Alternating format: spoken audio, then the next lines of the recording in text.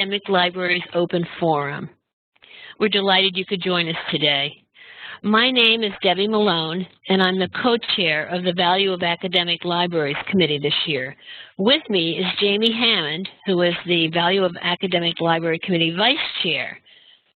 Hi, everyone. Jamie. Debbie and I will be moderating the questions later on in the session. Okay, great. And that, so we encourage you to put all your comments and questions in the comment box in the bottom left or bottom right-hand corner.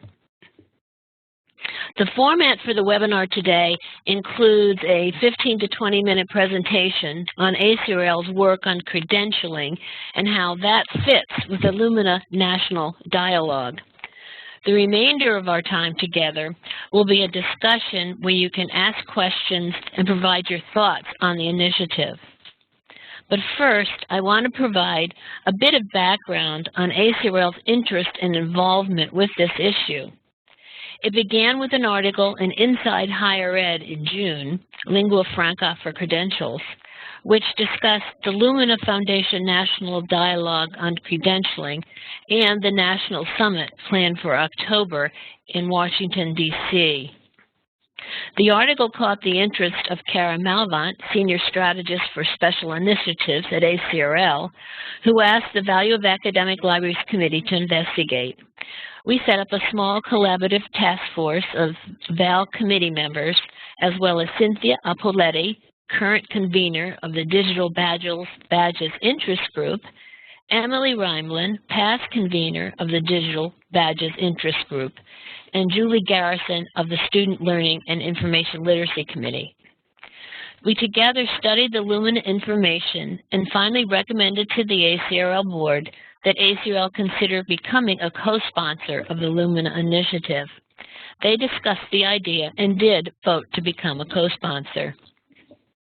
The goal of the association in this venture is to contribute the perspective of libraries to national discussions about credentialing and the work of the Lumina Foundation on this issue, as we feel we have a voice that may not otherwise be heard.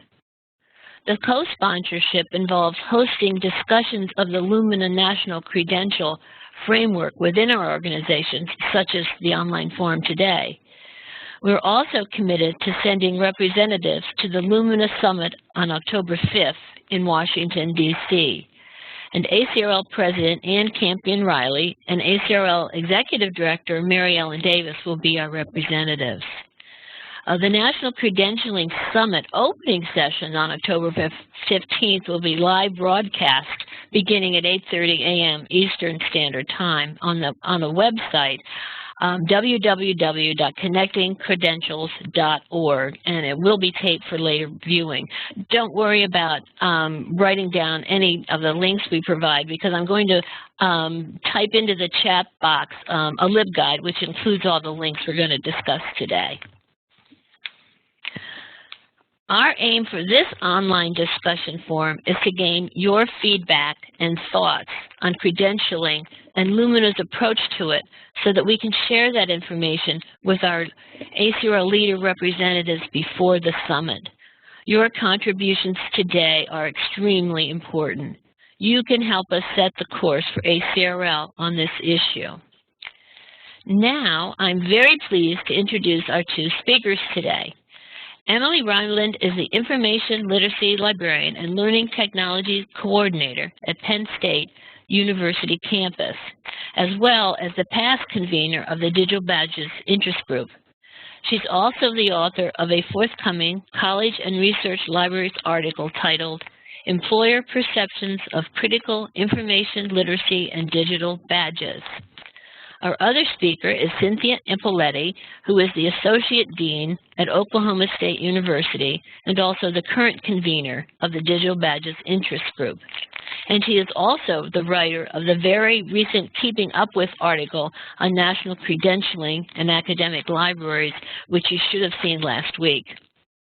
Links to both of these publications are in the online resource guide I mentioned earlier.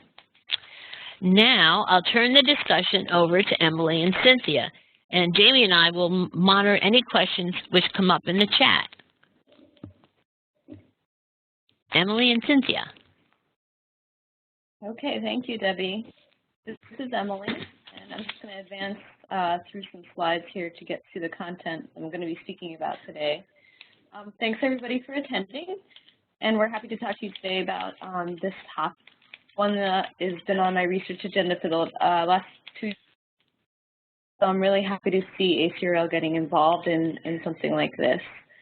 So as Debbie mentioned in the outline, I'm going to be giving a little bit of background on badges and credentials. I imagine most of you have heard of them before and probably know a little bit about them, so we're not going to go over all the basics, but I did want to provide some context for our discussion today to make sure we're all on the same page and to have it kind of fresh in our minds. So I just prepared a little brief background about badges and credentials to provide that kind of context for today's discussion. And like I said, as Debbie said, you can type in questions into the chat box and we can address them at various points in the presentation. So to get started, one of the problems we see in higher education, of course there are lots of problems, but the one we're focusing on today has to do with the idea of unrecognized learning that happens in higher education. There's a lot of learning that happens behind the scenes that isn't necessarily delineated in any kind of formalized way. So when a student graduates, they have a degree and they probably can get access to a transcript to show an employer what they've done and what they've learned and what kinds of grades they've earned. But I kind of stole something from one of my colleagues here at Penn State. His name is Kyle Peck. He does a lot with digital badges, but he refers to transcripts as the Walmart receipt of higher education. And so I've put 2 images on this slide that hopefully you can make out. One is a transcript from a friend of mine, and if you look at that, you can see that he's taken some courses, but you can probably tell that one of the courses is something to do with research topics, but then the other 2 listed there are really hard to decipher what exactly the course even is, and who knows what he actually learned in that specific course. And if you look at, by comparison, if you look at the Walmart receipt, there's probably a few things there you can tell that you bought, maybe some Ocean Spray juice and a few other things you could probably figure out what they are. There's a few there as well that are really hard to decipher, and who knows what actually was purchased and what those items were. So you can see how there's similarities, and there's a lot on a transcript that we just either we assume the student knows or we have no idea if they know. So as a result, employers and others really feel that there's a lot of skill gaps that graduates have. It's either skills that they aren't learning at all or that aren't really told in the story of their higher education, whether it's from a transcript or a resume or something like that. So one possible solution is the idea of credentialing, or specifically micro-credentialing is what we're going to be talking about today. And they offer some possible solutions to these scenarios. And just to, again, make sure we're all on the same page, micro-credentialing usually refers to the ideas of digital badges and certificates. There could be a few other modalities grouped in there, but generally when people say micro-credentialing, they mean digital badges and certificates in higher education. And micro-credentials are meant to explicitly recognize learning on a more granular level than, say, a course or a transcript level or degree level. So it's really getting at these finer skills, competencies, knowledge, things like that students learn in places like colleges and universities. And then a little more specific are, getting into digital badges. I've loaded an image on the slide of one digital badge that we have at Penn State. It was created at Penn State for citation, so you can see what one looks like if you haven't seen them before. But in essence, they are a clickable digital representation of a skill that verify the student has mastered them. And one way they're different than just somebody putting, listing a bunch of skills on a resume or portfolio is that they are verified or vetted by someone on the other end to ensure that the student has actually showed that competency or showed that they know how to do that skill. So that is one thing that makes them different than just listing something, like I said, on a resume or portfolio.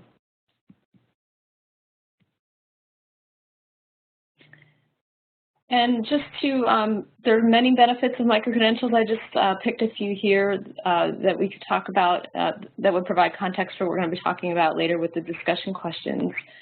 One great thing about digital badges specifically is that they can contain the metadata and evidence that the student submitted in order to earn that credential. So I like to say that they can show the guts of what the student had to do in order to earn that particular badge. So you can find out when, who issued it, what they had to do, and then if the student chooses, in most cases, they can actually show the writing sample or the images or whatever it is they had to do in order to earn that badge. So that's one really great benefit of something like a micro-credential. They're social. You can share them with others, in particular probably employers or instructors is the target audience, but there's something called the digital backpack, and that's what the image on this slide shows you. But in a similar way to a real backpack showing like the badges of places you visited or something like that, a digital backpack can display all the badges that you've earned to somebody like an employer. Another great thing about badges is that they can be made stackable, or, and this word will come up a lot, I think, today, is that you can really create a pathway for learners so that there's different signposts along the way for them to earn different badges that ultimately lead to a higher level badge, or maybe it leads to a certificate, or perhaps a series of certificates leads to an associate's degree, something like that. But these are really important because they allow oftentimes for students to maybe stop learning once they've earned a certain credential, in order to take some time away from school, whether it's family needs or work needs or something like that, and then they can kind of pick up where they left off without kind of losing ground or motivation in order to move forward. So I think this is a really great benefit of micro-credentials, is just this idea of providing signposts or a pathway for students, a clear pathway for students to earn their degree, and places where they can kind of stop and kind of press pause for a little while, however long they need, and then be able to pick up where they left off. And this is really helpful. I think the federal government and others are really interested in this aspect because it'll allow more students to earn degrees if they have this flexibility, and like I said, provide that clear pathway to learning. The other 2 points I listed on the benefits, are that a recognized organization or issuer of a badge gives the badge its prestige and value. So in other words, anybody can really create a badge and issue it, but if your university or possibly an employer or some well-known organization issues a badge, that is going to carry with it the prestige that that name recognition has. So in other words, if I offer badges through Penn State, and Penn State vets them as being worthy of the Penn State name, they're going to be a lot more valued than maybe just somebody individually issuing the badges themselves. And something new that's related to this that's come about more recently is the idea of endorsing badges. So somebody might have a really great badge out there, and it gets kind of recognized as being a good way to show that you have mastery of a certain skill. And now what can happen is the idea that an organization or institution, possibly like ACRL, could endorse that badge as being recognized as a really valuable badge for that particular skill. So the idea of endorsements, if you're familiar with LinkedIn, this is something that has been there for a while. People can endorse your skills and endorse you as an employee. So this is kind of a similar idea now coming to digital badges where, again, like I said, an organization or a professional group can endorse a badge as being really kind of the gold seal of that particular skill or a competency that the group wants to recognize. So that's something, again, kind of keep in mind for a discussion later. It might come into play in some of the discussion questions that we have prepared. On this slide, I wanted to be sure to talk about employers. This hasn't been an area of my research, but I think that employer interest in micro-credentials is really going to help drive the adoption. And we're starting to see this already. And I thought it was really interesting. We recently had an open house event at our university, and we had students complete a digital badge, and we asked them about the badge, earning the badge itself and that sort of thing. And almost all of them said, you know, I'll do this if employers are interested in seeing it. So they definitely got that right away, that digital badges seemed like a good idea to them if employers were on board, and those were the folks who ultimately wanted to see them. So I ultimately think employers will help drive the adoption of digital badges, and that's definitely some, you know, definitely they're players that we want to involve in this discussion, and I think that's what Lumina is attempting to do. Employers' interest in seeing information literacy skills as credentials is definitely there. We recently did a survey of 300 different employers across the country and asked them about this topic, and there was definite interest in seeing information literacy skills credentials, and they're willing to look at something like digital badges for those types of skills. And the fields that are looking at badges now are IT, information technology, manufacturing, and education. Not to say that other fields aren't, but those are the three groups that are, like I said, kind of early adopters of badges and taking a look at them right now and working with community colleges, universities, places like that in order to work with them to design badges that they will then later accept. What will be interesting to see what happens with Lumina is if there is some type of national credentialing, how portable that makes these things. So if there's national standards for manufacturing and you can earn badges no matter what state you attend college in, then you have a lot of portability between states. You can take those badges anywhere and they will mean something in all 50 states, for example. So I think this, like I said, this discussion is really going to be interesting, and I think that we definitely have to work with employers to make any micro-credentials that we create valuable to them as well. I think, yep, that was my last slide. So I'm going to hand this over to Cynthia, who's going to talk a little bit more in depth about Lumina. So one second here while we change over.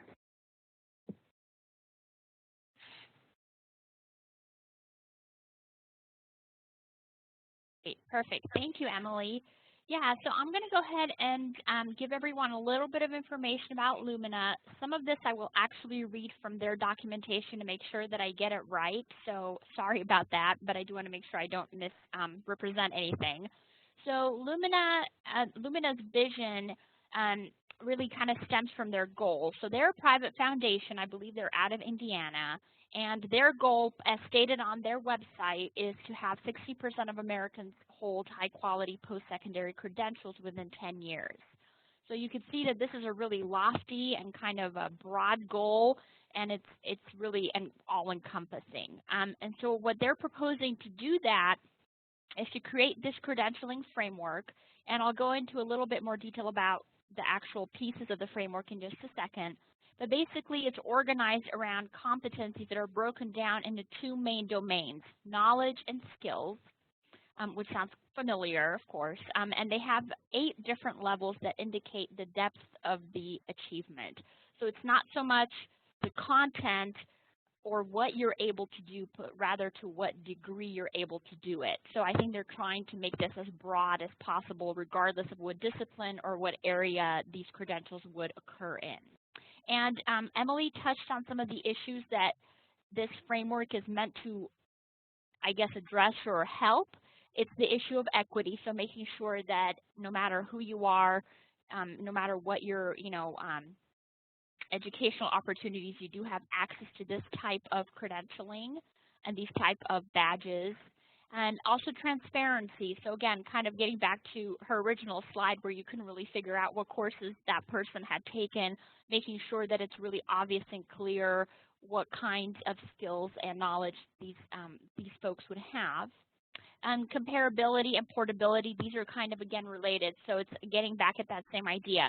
No matter where you are, what institution you're getting these through, or what organization you're getting these through, the credentials are all nationally recognized. The skill sets and the foundational information and knowledge behind them are all recognized at the same level, and everyone kind of knows, okay, if I got a badge, let's say, through Penn State, it's just as good as if I had gotten a badge through, let's say, Oklahoma State. So those kinds of issues are the ones that they're trying to grapple with. So you can see, again, very lofty goals, trying to get at a broad level of the population and trying to really engage on as many levels as possible. So I'm going to go ahead and talk a little bit about the details of the framework itself. And I try to, just for the sake of brevity, I try to kind of boil down each level to sort of, it's kind of the kernel of what I was trying to do. I'm not going to read every single part of every single level, but I will kind of go through these. So there's basically, as you would expect, a progression, with level 1 being sort of the most fundamental competency, and level 8 being the most complex competency, and sort of having varying degrees within those two kind of endpoints. So it starts with demonstrating achievement of a fundamental competency to complete a narrow and limited task within a highly structured field or study. Then it moves into demonstrating achievement of a fundamental competency to complete technical routine tasks within a structured field of study. Demonstrating competencies for processing well-defined technical tasks. These tasks have some degree of complexity assigned within a comprehensive field of study. Then level 4, demonstrating competencies for the processing of specialized and complex tasks, and which requires theoretical knowledge and practical skills to select appropriate principles and procedures. And we move into demonstrating advanced competencies for the processing of comprehensive tasks assigned within a complex and specialized field of study, which requires the ability to select and apply appropriate theoretical knowledge. Then level 6, mastery, demonstrating mastery in the processing of comprehensive tasks and problems. Level 7, demonstrating competencies for the processing of new and complex professional tasks and problem settings. And finally, level 8, which is the competency for obtaining research findings or developing innovative solutions. And just to sort of put this in kind of a broader perspective, they also cite, in terms of the knowledge area, the depth, the breadth, and the dimension. So those are the kinds of elements that these different levels are trying to address. And what they're talking about in terms of the level requirements is the adaptability, the complexity, the range, and the selectivity. So this is, again, talking about the different A levels and the knowledge. In terms of the skills, they are looking at 3 particular types of skills within these 8 levels. The specialized skills, which include occupational and discipline-specific skills, personal skills, which are the competencies required to act in an independent and responsible manner, and social skills, which describe the individual's ability to demonstrate respect for the behavior of others. And they also add 3 more elements to these types of skills: critical thinking and judgment, integrative application, and systems thinking. And then they also have additional information, and I believe this is also in the LibGuide that you'll see at the end of the session. They also talk a little bit about what each of these skill sets might be. So you can see that this framework is fairly comprehensive, and they try to really get at a wide variety of levels and knowledge and skill sets and degrees thereof. So it's really trying to be as all-encompassing as possible.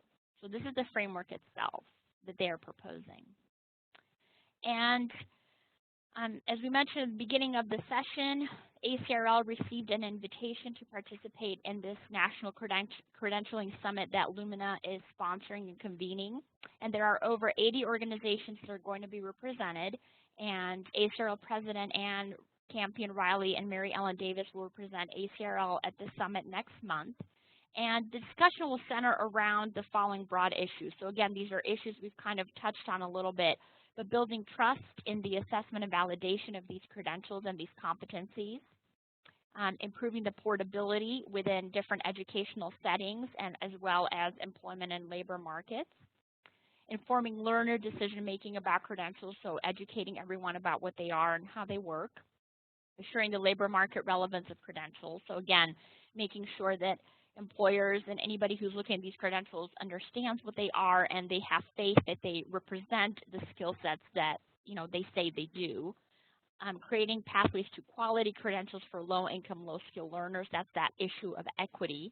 And then finally, informing employer decision-making about the credentials. So again, a lot of different elements, a lot of different degrees of discussion, and kind of really trying to look at this from as broad a perspective as possible. So I think what we would like to do for the rest of the time is open it up for discussion, and we have each of the discussion questions that was sent out in the advertisement for this forum are on a different slide. So I'm going to go ahead and advance the first slide with the first question, and then we invite your thoughts and responses to this first question. So I'll go ahead and do that. So the first question is, should and could information literacy be packaged into a stackable, quantifiable credential, such as a digital badge or certificate that graduates would use as marketable currency in the job world?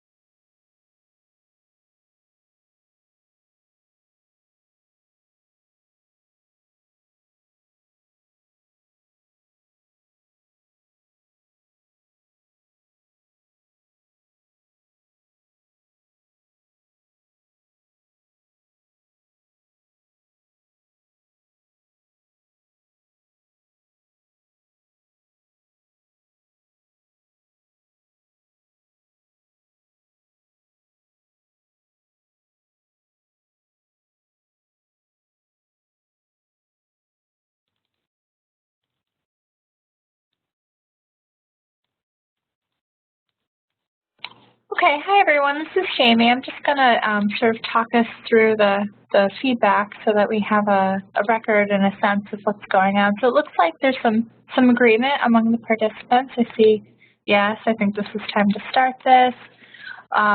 There's concern that employers are not familiar with the term information literacy, how it would fit in without Elizabeth Galuzis asks how this would fit in with the framework. I'm assuming you mean the ACRL framework, so maybe if you could clarify with that, that's an interesting question. Another concern about labeling of information literacy. Yes, she does. Okay, so how the framework of the credentialing with Lumina would fit in with the ACRL framework. It's an interesting question. And the panelists, please feel free to contribute to the conversation as well. This is Emily. I was just going to chime in a little bit. I think that this fits in really well with the ACRL information literacy framework. In the research that I did with employers, they're really interested in the kind of critical thinking side of information literacy skills. So with the new framework, it's getting at those meta-literacies and the ability to be more collaborative and work in teams and things like that is kind of more what it gets at rather than just information literacy skills by themselves. So what employers are saying they want to see in new hires is what the framework is getting at as well. So, and I'm sure that's not a coincidence,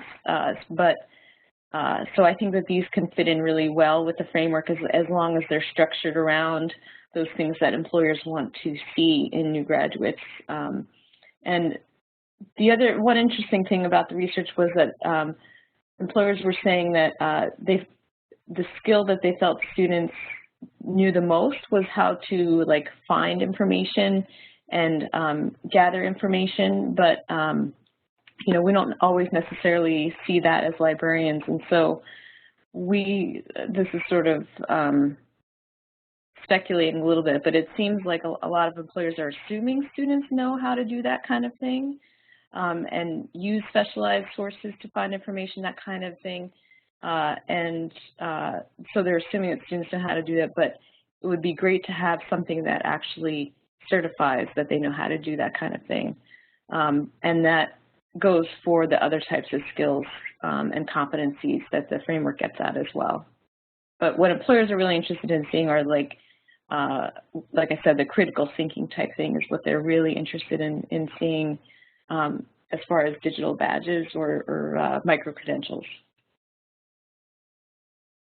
Sort of to build off of what Emily just said, I totally agree that the two frameworks, you know, are very complementary of one another. And I think if we were to move forward with something like this, we would just want to make sure that whatever iteration of the two kind of combined would be very clear, because the Lumina framework is, or the credentialing framework that they're kind of talking about, is kind of complex, and so we would just want to make sure that everything is really very clearly spelled out in terms of what are the skills and the knowledge that we expect students to have in terms of information literacy and how do they fit into the 8 levels. But again, their framework, the Lumina framework, is not meant to be by content, rather by depth and breadth. So I think it could work really well together.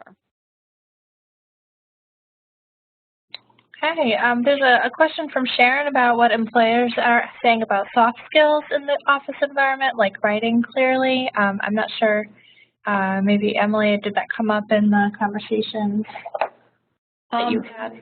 Yeah, we didn't specifically ask about writing clearly. That wasn't a skill that we specifically asked about, but as far as like soft skills and being able to communicate and work collaboratively and kind of those people soft skills, those were really highly valued by employers, which is probably not a surprise, but they're definitely wanting to see a way to verify that, or that the student has, you know, worked on something like that. And so they're saying that digital badges are a potential way for them to account for that, and they'd like to see that as a way to address the skill gaps that they're seeing in new graduates. So we definitely want to address that if we can. Yeah, I mean, I think that makes a lot of sense too. Do you want to move on to the next question? Sure. So go ahead. Oh, okay, sorry. So how would such a credential be scaffolded throughout the college experience in such a way that various institutions would be able to participate?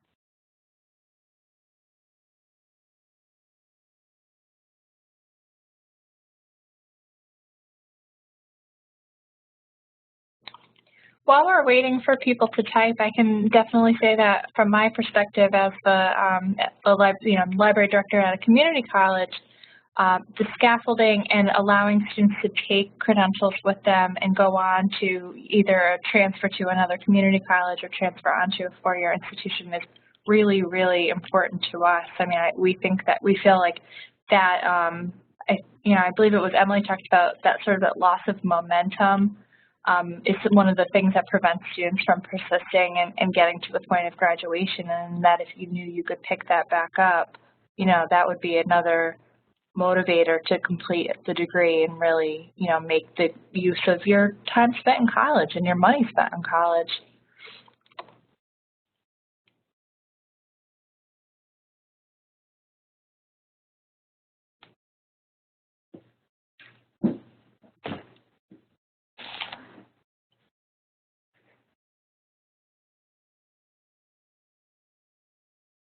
Okay, Sharon's asking, we're really focusing on current students, so this is a great question. What about people who have already graduated and are on the job hunt? What happens to them?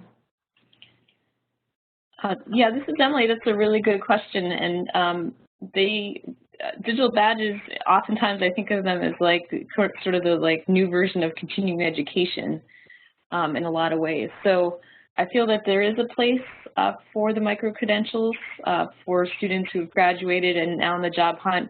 And there is a lot of interest in people that are looking for jobs to get things like badges.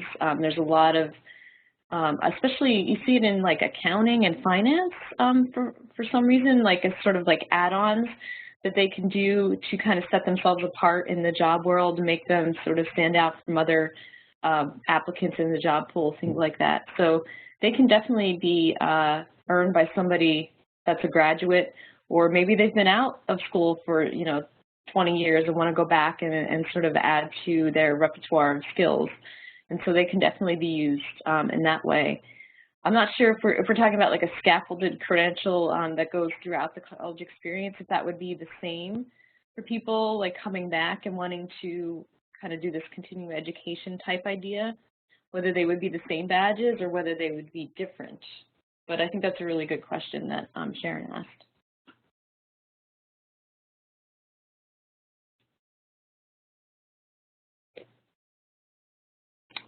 Okay, so Lisa's picturing a menu of opportunities that would be available to students and instructors, and that way they could take initiative and choose different delivery depending on what works for them.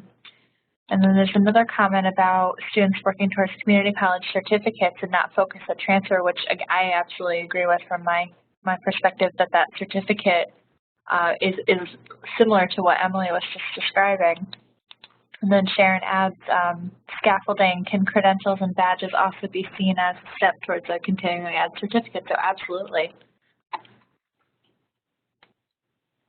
This is Cynthia, and I certainly, don't want to speak on behalf of ACRL, but having, a place where all of this might be centralized and available on,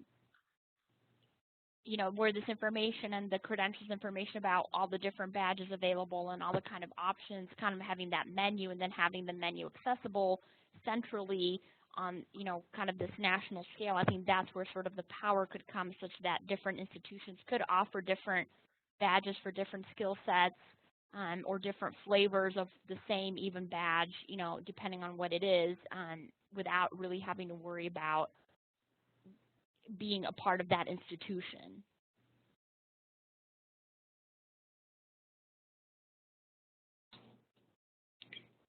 All right. It sounds like, maybe we're ready to move on. Okay, so how would you foresee credentialing being developed at your institution, if it isn't already?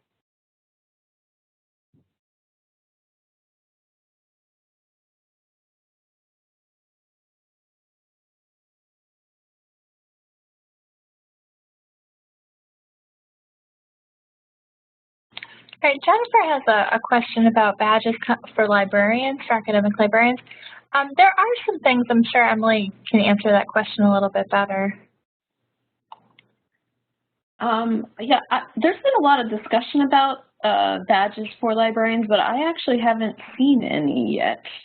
I know YALSA, the young adult section, they've got them for professional development.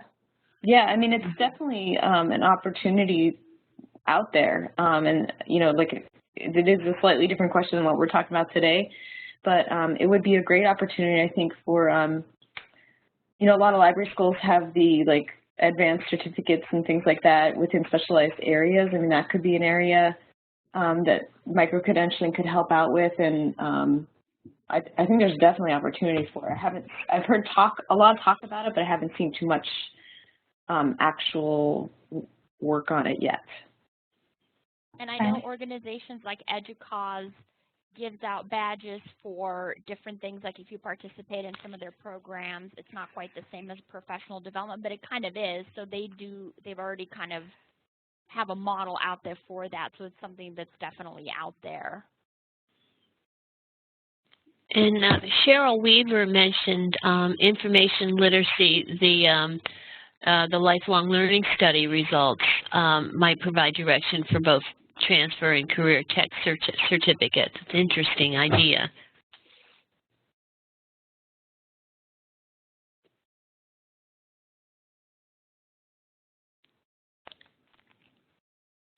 Has anyone on this forum actually started developing credentials at your own institution or with a group of institutions?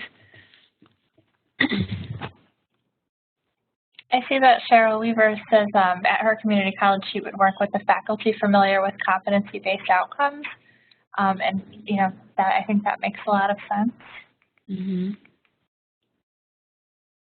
Yeah, so one thing that we're doing in the process of developing here at OSU is we're working with the graduate college to offer a whole digital badge program for graduate students for their own professional development skills, things like time management, how to teach effectively. So we're hoping to create kind of a multi-level badge where each unit who's offering workshops, so for example, the library would offer some workshops, our Center for Teaching and Learning would offer some workshops, and they would be able to get badges, and that would sort of end in a meta badge or meta certificate called something like a dean's certificate, because we have a dean of the graduate college that would then say the student has gone through these workshops, he or she has X skills and knowledge, and have that sort of certification, that validation that that student does indeed possess those skills. So we're kind of currently working on that model that's kind of much more outside of the classroom for those kinds of skills.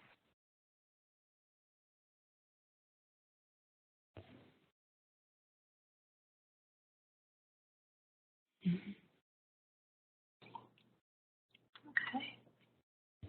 And Cheryl's sharing that she's got a badge for completing a certificate program for teachers. So that sounds very similar to what we're talking about.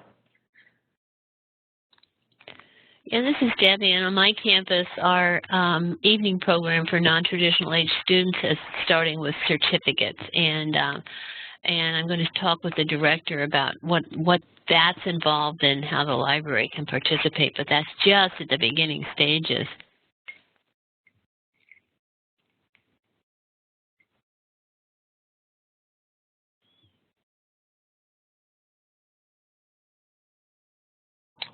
Okay, do you think we're ready to move on? So what do you think of Lumina and Lumina's work in all of this?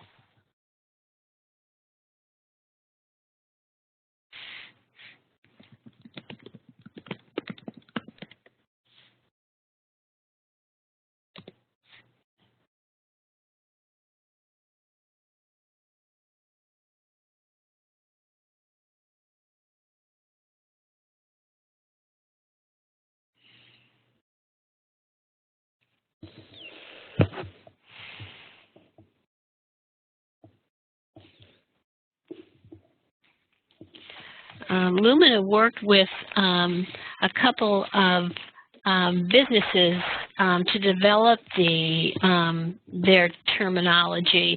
So it's very business related, and I just wondered how people felt about that angle on it.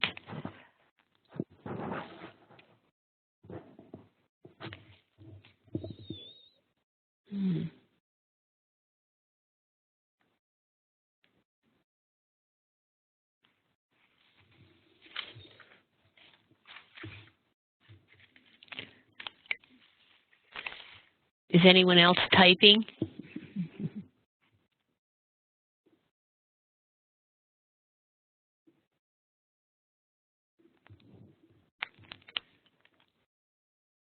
Do you want to go on to the next question then?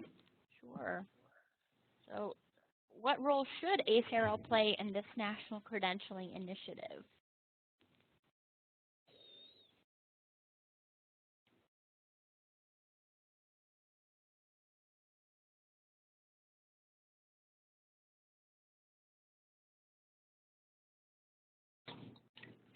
So Cheryl says leadership and partnership.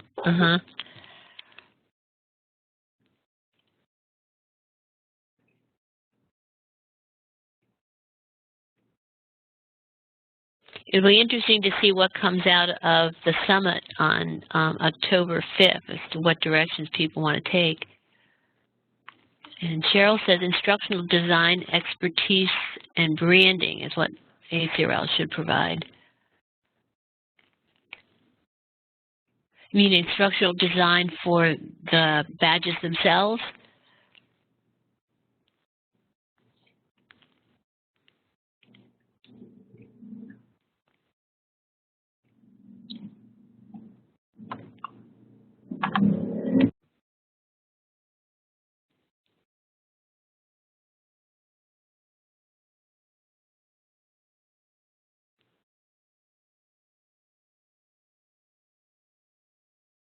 And Ann says if they could build badge activities that could be hosted in local badge systems.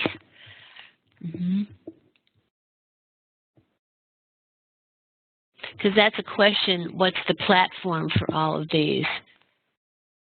That's still developing. Oh, and Ann suggested like Blackboard.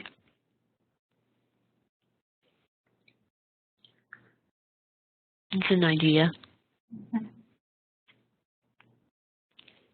And Sharon says ACRL and librarians are at the forefront of providing standards of competence in information lit, and this is an important component of a successful employee in the 21st century. Yeah, and we do need to make sure that our competencies are discussed. And in the LibGuide for the resources for this forum, we do have a tab for some responses that the task force on this suggested, and Mary Ellen Davis posted them in this online dialogue box, so you can see our responses, and we are concerned. That's why we posted them, because we certainly want to make our concerns heard.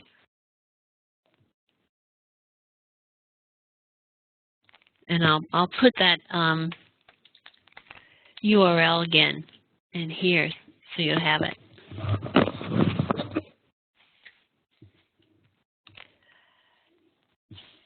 Are there other concerns or questions that you have about the Lumina dialogue that we haven't discussed or brought up?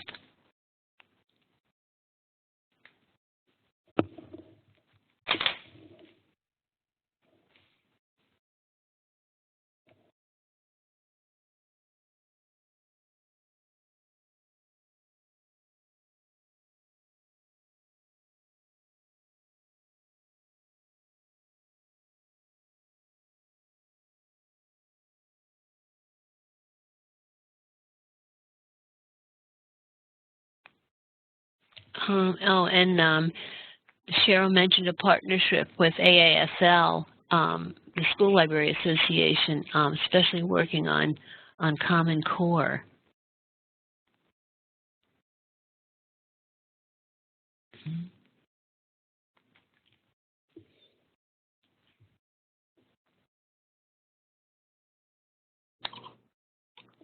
Sharon's got a great question. Has there been discussion as to why Lumina would want to partner with ACRL? And what does Lumina want to gain from that partnership?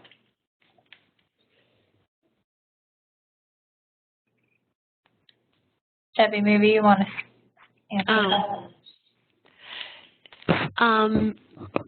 Yeah, well, Kara was talking to somebody at Lumina, and we were actually invited to become a co-sponsor. I think they want to hear all different voices. And if you look at the dialogue that was going on in one of the resources in that list, we're the only library voice there, or the only voice for information literacy, that kind of thing. So, and I think it's important because Emily's study very clearly shows that employers value information literate students in a lot of different ways. So I think Lumina is open to a lot of different voices on this, and I think that's what makes it a stronger program.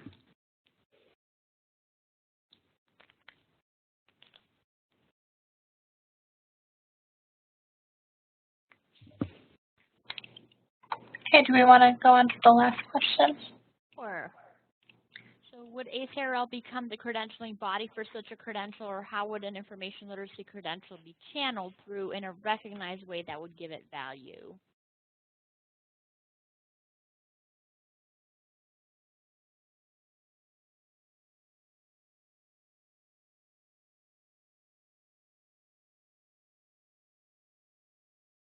This is Emily. I was just going to chime in and say about what I was mentioning earlier about endorsements. So maybe even if ACRL isn't the ultimate credentialing body for something like this, it could endorse a badge or credential that is out there that's possibly developed by somebody else. So that's just another option that is available and might be something we look at as well. And along that lines, there's a group of SUNY institutions that have a joint group of badges for, information fluency, meta literacy kind of activities. So that's a start. So maybe ACRL could be modeling those best practices or sharing those. Because I think the SUNY group would like to open up for more participants. So that might be one way to get started. Yeah, that's a good example. And like I was saying, that could be something that it's either like looked to as a model, or maybe, ACRL decides it doesn't want to be the credentialing body, but it endorses the SUNY badges or whichever, kind of gets out there in front as sort of like the gold standard for that particular skill or area. Mm-hmm. And Penn State has a good batch of badges also, so there could be multiple really good examples out there. Come from all different places. If somebody has a really good badge for information ethics, and somebody else has a really good one for evaluating credibility or something like that, they could come from multiple sources. Mm-hmm. Oh, and Sharon says ACRL and ALA are highly respected organizations, and our endorsement would carry weight. Yeah, I agree. Even if we're not the credentialing institution, we could, if we endorse a group of them. You mean, is that what you meant? Either one. Okay. Mm-hmm.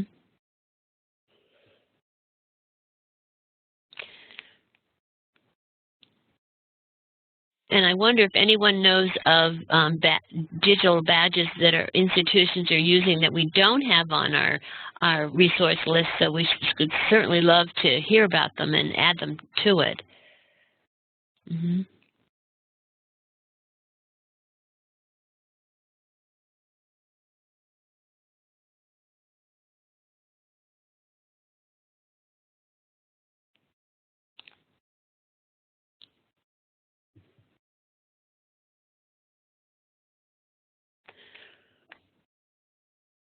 Well, you've given us some good ideas to share with our representatives going to that summit in October.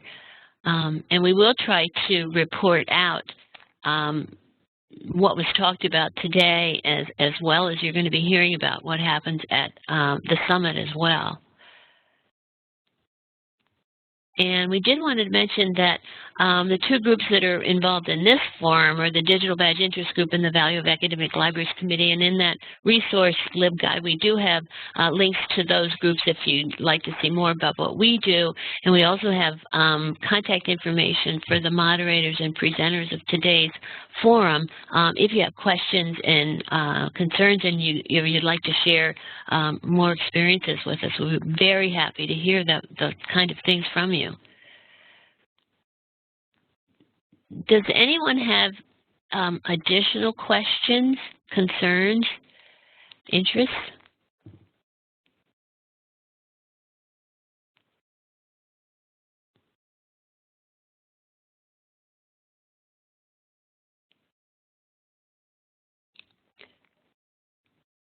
Oh, there's, in the resource list, there's mentions of articles that discuss like the SUNY badging and also the Penn State badging. It's in the resource list.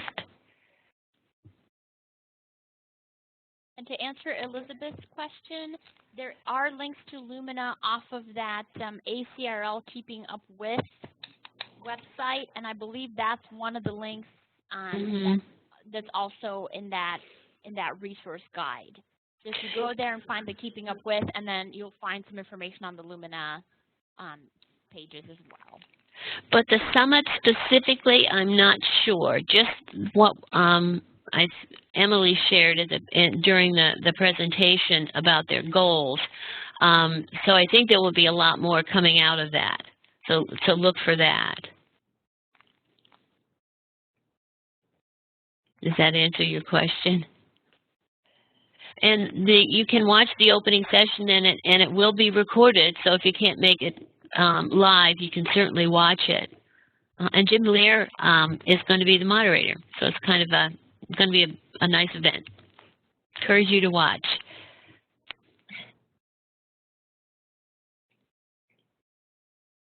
And I think there's 3 links to different Lumina sites, and one of them is for the beta credentials itself, so you can really take a look at the language and see where they're going and what they're pointing to, and how it relates to what we do as well, I think. And there's also a link on there to the dialogue, the other comments for some questions that Lumina posed. So there's a variety of, there's a whole variety of people who are co-sponsoring this.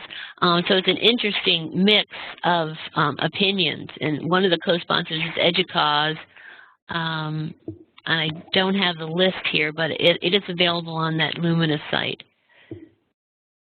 It's a pretty impressive list of co-sponsors, and a variety of opinions are covered.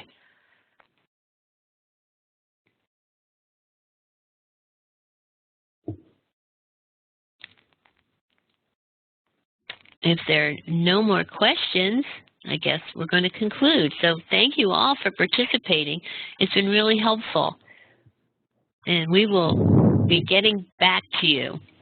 And this is Kara. Cynthia, you've got the ball, so you're in charge of stopping the recording. And once you do that, it will stop this. And then in another day or 2, we'll have that link, and we'll be sure to send an email out to everyone so that you can listen back to this if you'd like to after the fact. Okay, Thanks. you. Let me see if I can figure out. I see the recording. I might